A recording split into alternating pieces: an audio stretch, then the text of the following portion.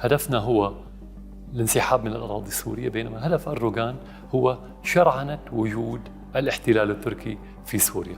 شەڕێکی داخوایانیان دناوبەرە شام و ئەنقەرەی دەڕوودەدا و سەرناوی وی ڤەکشاندنا ترکیا ji سووریایەیە.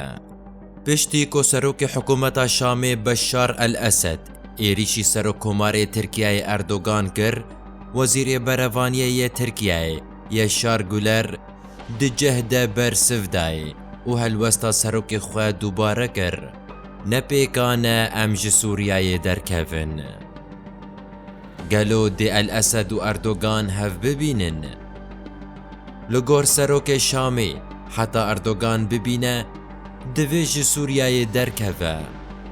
Lêwerxuya ye ku çavnebariya Tirkiyeyê de axa Sûriyayê de berdewam e û heta radeya ku hîna zimanê gefê li dij Bakur û Rojhilatê Sûriyayê dûj dike.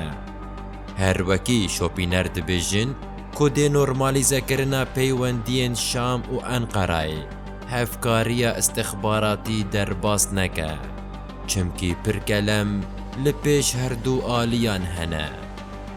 Tu çi dibêjî?